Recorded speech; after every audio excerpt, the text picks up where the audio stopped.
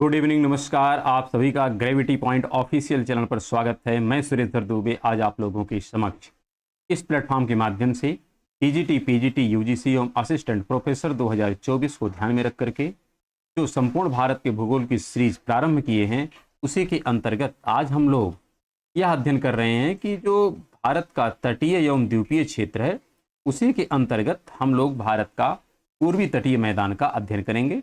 इससे पूर्व हम लोग पश्चिम तटीय मैदान का अध्ययन कर चुके हैं। चैनल को सब्सक्राइब, लाइक एवं शेयर करने के लिए आप सभी का धन्यवाद।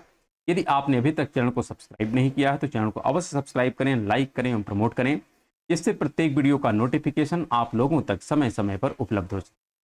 प्रत्येक वीडियो का पीडीएफ मटेरियल भी टेलीग्राम चैनल पर उपलब्ध है, आप उसे वहां से डाउनलोड करें। इसका लिंक नीचे कमेंट बॉक्स में दिया गया है। वैसे इस प्लेटफॉर्म के माध्यम से आप लोगों को समय समय पर क्विज टाइप के प्रश्न भी उपलब्ध कराए जा रहे हैं। आप उन सभी प्रश्नों का भी बेहतर ढंग से उत्तर देते रहें, जिससे आपका और ज़्यादा इम्प्रूवमेंट होता रहे। चलिए आज का क्लास हम लोग प्रारंभ करते हैं और यह समझने का प्रयास करते हैं कि जो पूर्वी तटीय मैदान है, इसका किस प्रकार से हम लोग स्पष्टीकरण करें। एक प्रकार से यह भारत का हमारा एक आउटलाइन मैप है और इसी परिप्रेक्ष्य में हम लोग पश्चिमी तटीय मैदान का अध्ययन कंप्लीट कर चुके हैं और आज का जो अध्ययन है यह पूर्वी तटीय मैदान का अध्ययन किया। इसका अध्ययन किया जाएगा, ये है पूर्वीय तटीय मैदान, इसी का अध्ययन आज हमें करना है। और प्रीवियस क्लास हमारा किसका था? प्रीवियस क्लास में हमने अध्ययन किया था जो पश्चिम का तटीय मैदान है, इसका अध्ययन किया। तो चलिए हम अपने मैदान की आज चर्चा प्रारंभ करते हैं। और जो हमारा पूर्वी तटीय मैदान है और एक प्रकार से पूर्वी घाट का अध्ययन इससे पूर्व हम लोग प्रायद्वीपीय भारत के अध्ययन के अंतर्गत कर चुके हैं। और वहां पर हमने यह आपसे डिस्कस किया था कि जो पूर्वी घाट है इसके मुख्यतया 3 पार्ट होते हैं। एक था उत्तरी सर्कर, एक था गोलकुंडा और एक था कोरोमंडल तट।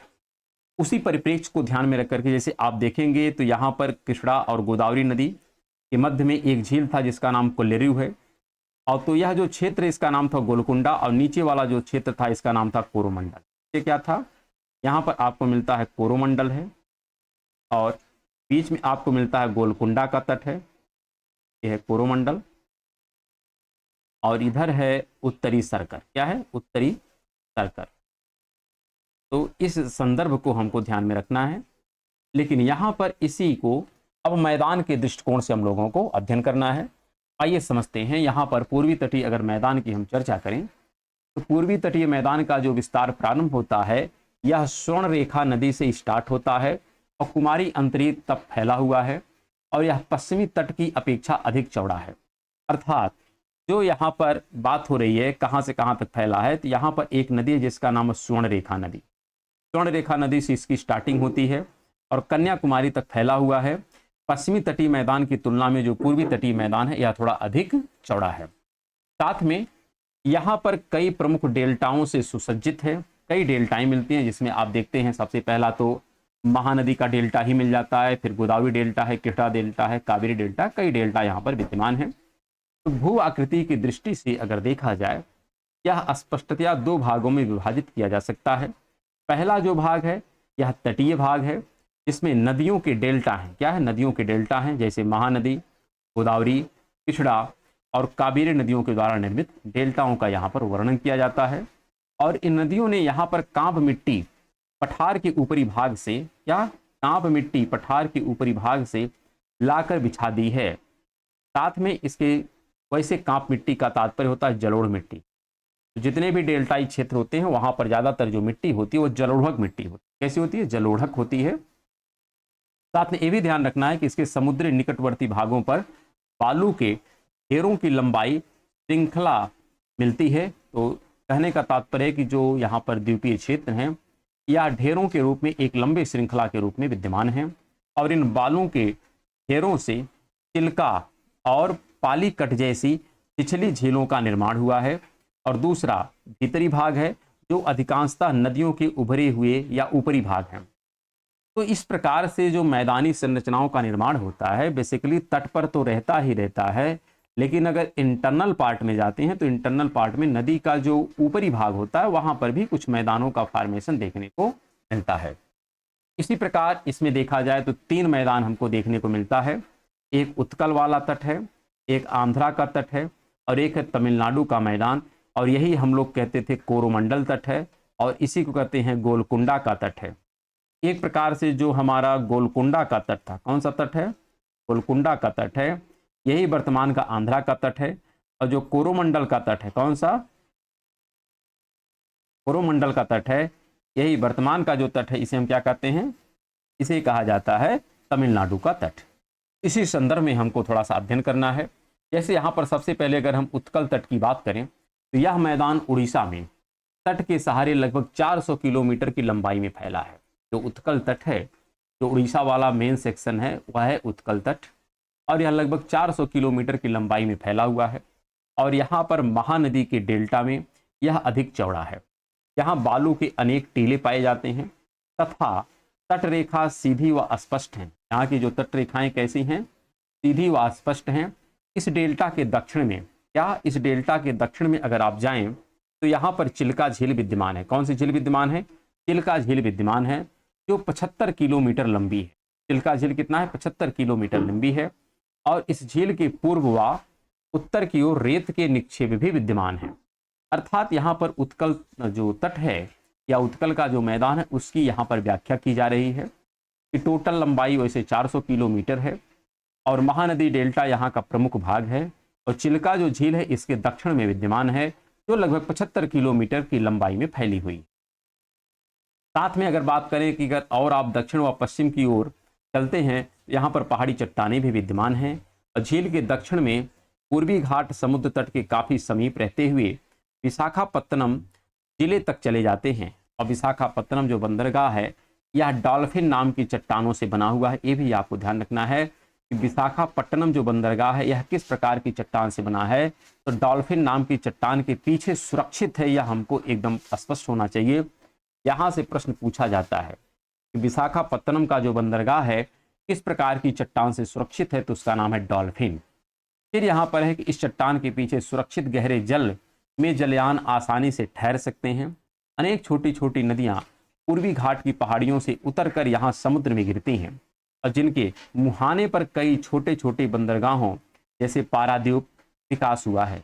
वैसे अगर हम बात करें पारादीप का, पारादीप बेसिकली आपका उड़ीसा वाले सेक्शन में है, लेकिन विशाखापत्तनम का जो भाग है यह आपका आंध्र प्रदेश में है। तो इसका तात्पर्य उत्कल का मैदान का कुछ विस्तार आंध्र प्रदेश में भी मिलता है। तो यह हमको ध्यानपूर्वक याद रखना है। और इनका महत्व जो है मत्स्य पालन एवं अनुतटीय व्यापार के लिए पर्याप्त है। डेल्टाई व तटीय भाग में मिट्टी उपजाऊ होने के कारण चावल और जूट पैदा किया जाता है। इसी प्रकार अगर आप आंध्रा के मैदान की बात करें, आंध्रा का जो मैदान है, यह मैदान आंध्र प्रदेश के तटीय भागों में फैला हुआ है। इसमें गोदावरी और कृष्णा नदी के डेल्टा विद्यमान हैं, और यह जो डेल्टा क्षेत्र है यह लगभग 160 किलोमीटर लंबाई में फैला हुआ है, वह एक दूसरे के बहुत निकट हैं। तो यह हमको क्लियर रखना है कि जो यहाँ पर आंध्र प्रदेश का मैदान है, जो बेसिकली एक तरफ गोदावरी और एक तरफ कृष्णा नदियों के मध्य में निर्मित डेल्टाई मैदान है, इनसे लगभग समान दूरी पर विद्यमान है। समान दूरी पर विशाल जो है एक कलेरू झील है। कौन सी झील है? कोल्लेरू इसको कहते हैं। और यह एक ऐसी झील है कि जो हम कह सकते हैं कि अस्थाई एशिया की सबसे बड़ी झील, अस्थाई झील है और एशिया की सबसे बड़ी झील है। इसमें कई छोटी छोटी नदियां आकर के अपने जल का विसर्जन करती हैं। यह झील आगे की ओर तट रेखा की दिशा में है। हो सकता है कि यह किसी समय समुद्री सीमा को सूचना देती हो। यहाँ पर मैदान काफ़ी चौड़ा है, ध्यान रखिएगा, मैदान क्या है? काफ़ी चौड़ा है। कृष्णा नदी के सहारे लगभग 100 किलोमीटर की लंबाई में भीतर तक चला गया है यह मैदान। और इस मैदान पर काकीनाड़ा व मछलीपट्टनम बंदरगाह भी विद्यमान है। जैसे पारादीप जो बंदरगाह था या विशाखापत्तनम बंदरगाह था, यह उत्कल तट पर विद्यमान था, उसी प्रकार आंध्रा तट पर जो बंदरगाह है उसका नाम है काकीनाड़ा व मछलीपट्टनम बंदरगाह। और ये दोनों बंदरगाह कहाँ पर हैं? आंध्र प्रदेश के राज्य में विद्यमान है। इसी प्रकार जो अगला मैदान है जिसको हम कहते हैं तमिलनाडु का मैदान, यह जो मैदान है तमिलनाडु व पुडुचेरी, क्या? तमिलनाडु व पुडुचेरी के तटीय प्रदेश में फैला हुआ है। और इसका विस्तार चेन्नई के उत्तर में, ध्यान रखिएगा, इसका विस्तार जो है चेन्नई के उत्तर में पुलिकट झील से लेकर के, क्लियर रखिएगा, पुलिकट झील से लेकर के दक्षिण में कुमारी अंतरीप तक फैला हुआ है। इसका तात्पर्य है कि जो यहाँ पर आंध्र प्रदेश और तमिलनाडु का सीमा है, वहाँ पर एक झील है जिसका नाम है पुलिकट झील। तो पुलिकट झील से प्रारंभ होता है और यही पुलिकट झील में ही आपको श्रीहरिकोटा एक अंतरिक्ष प्रक्षेपण केंद्र है जो विद्यमान है। तो यहाँ से लेकर के कुमारी अंतरिक्ष तक का जो सेक्शन है उसे हम कहते हैं क्या, तमिलनाडु का मैदान, या इसी को हम कहते हैं कोरोमंडल तट। एक है मालाबार तट, एक है कोरोमंडल तट। तो यह कोरोमंडल तट ही है, लेकिन यह मैदान है इसलिए इसको कहते हैं तमिलनाडु का मैदान। और यह लगभग 675 किलोमीटर की लंबाई में फैला हुआ है और यह 100 किलोमीटर चौड़ा है।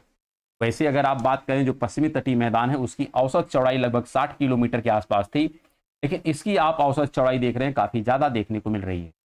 साथ में कावेरी नदी के किनारे यह 130 किलोमीटर तक की चौड़ाई में फैला हुआ है, अर्थात इसकी चौड़ाई अलग अलग स्थानों पर अलग अलग देखने को मिलती है। पुलिकट जो झील है यह वलयाकार प्रवाल है। यह झील किस प्रकार की है, यह वलयाकार है अर्थात इलिप्टिकल शेप की यह झील है, जिसको हरिकोटा नाम का द्वीप समुद्र से अलग किए हुए है। एक प्रकार से हम कह सकते हैं पुलिकट झील और समुद्र के मध्य में एक द्वीप है जिसका नाम है श्रीहरिकोटा द्वीप। और यह द्वीप प्राचीन चट्टानों से निर्मित है। किससे बना है, प्राचीन चट्टानों से निर्मित है। तटवर्ती श्रेणी है। कैसी श्रेणी है, तटवर्ती श्रेणी है। चावल यहाँ की प्रमुख फसल है क्योंकि तट का क्षेत्र है, डेल्टाई क्षेत्र है, तो यहाँ पर चावल काफी अच्छा पैदा होता है। और वैसे भी कावेरी जो नदी है यह सदावाहिनी नदी है क्योंकि यहाँ पर वर्ष भर वर्षा होती है।